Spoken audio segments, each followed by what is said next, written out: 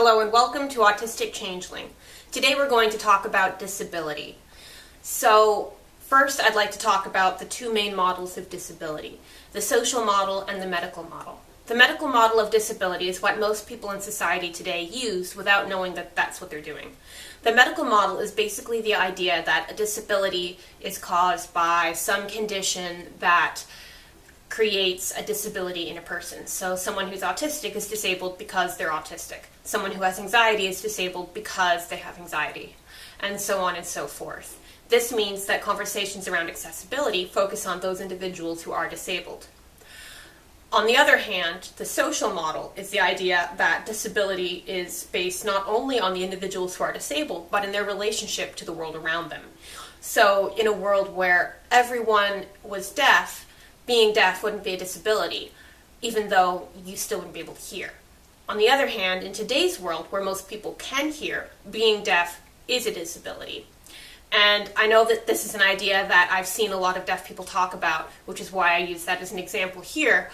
But it's also true for other disabilities. You know, in a world where everyone has the same level of anxiety, having anxiety wouldn't necessarily be a disability, even though the experience of anxiety would still be present and would probably still suck. It wouldn't be a disability because the world would be designed with the knowledge that everyone has that experience. And it's similar for being autistic, although with the case of autistic people, there's just so much diversity amongst autistic people that it would still probably require some work to make society accessible to everyone. If everyone were autistic, society would probably be a lot more accessible, and most autistic people would probably not be considered disabled specifically because they were autistic. So that's basically how the social model works. And I know it can feel at first when you hear about the social model that, well, that can't apply to me because it would still suck to experience whatever you experience, if that's something that you perceive negatively. So, for example, you know, with anxiety, having meltdowns is kind of not a pleasant experience, but there's a difference between an unpleasant experience and a disabling experience. You know, in our world today, a lot of people experience things that are unpleasant, but those unpleasant experiences aren't necessarily disabilities unless they're more intense or disabling to you than to the people around you. So that's sort of where the medical and social models fit together and how they relate to each other and to disabled people and the world around them. With the social model, of course, conversations about accessibility also need to center around the society in which disabled people live, rather than just the disabled people themselves. So, for example, conversations about autistic people and about sensory difficulties from a medical perspective might focus on the need for autistic people to learn to deal with the sensory difficulties, or to wear headphones or other individually focused things to deal with sensory issues.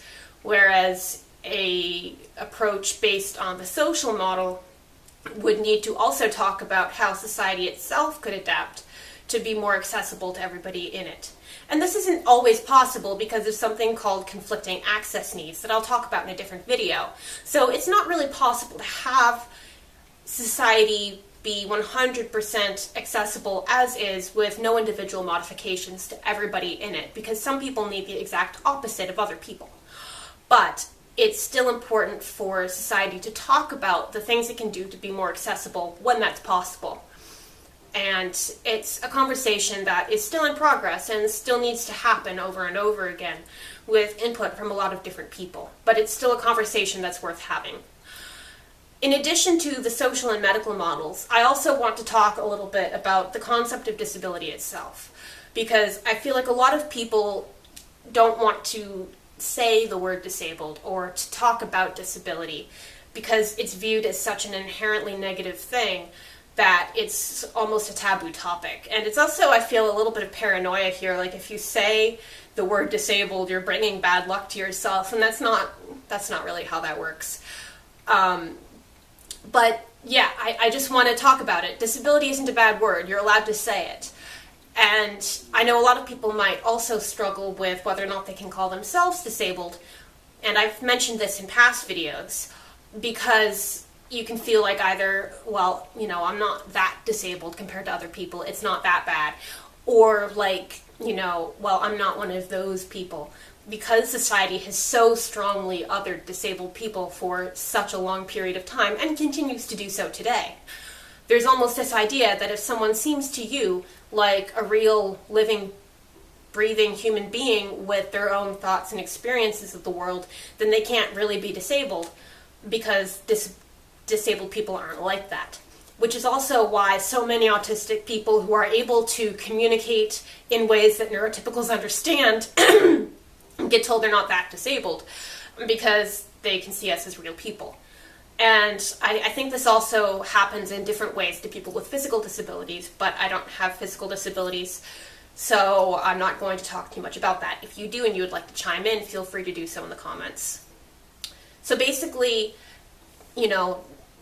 a lot of the trouble comes from the consistent dehumanization of disabled people, and the fact that when presented with this, the cognitive dissonance usually leads abled people to assume either that the person in front of them who is disabled isn't really disabled, or that they are really disabled, and therefore their experiences and opinions can be ignored.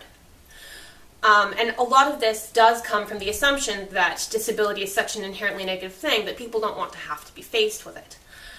But not everything that is disabling is inherently awful and evil. And a lot of it is just based around, the social model of the world you live in. Back to our fictional society, not being able to fly isn't inherently negative. I mean, I wish I could fly, but I don't, experience, terrible pain, trauma, horrible feelings because I can't fly. It's just, well, that would be great to be able to do, but I can't, so oh well, it's just my life. And that isn't meant to put down people who experience pain and trauma and such. I just couldn't find the right words. So basically, not being able to fly isn't having this drastically negative effect on my life. It's just something I kind of wish I could do, but I can't. And most people, I don't think, really have this horrible feeling constantly for not being able to fly. And, the same thing can be said for things that are actually disabilities in our society today. Yes, some aspects of being disabled can be unpleasant. Like I said, anxiety kind of sucks, basically. There's no way around that. Anxiety is not a pleasant feeling. Having meltdowns sucks, definitely. I don't think anyone really likes having meltdowns, and I talked about that in my meltdowns video. But not everything about being autistic is unpleasant. I like some of my sensory experiences. I like special interests. I'm neutral about most of my social differences. They're just differences in ways that I interact with other people. They can make it difficult for me sometimes, but they're still intrinsic parts of who I am, and I wouldn't want to stop that. I like who I am, and I'm not the only one. A lot of disabled people like who they are, and for a lot of disabled people, their disability is an intrinsic part of who they are. This isn't true for everyone, but it's certainly true for a lot of people. And you're not obligated to feel this way, but it is something worth remembering that not everybody feels like their disability is some separate part of them that can just be taken away and would leave them a better person if it were.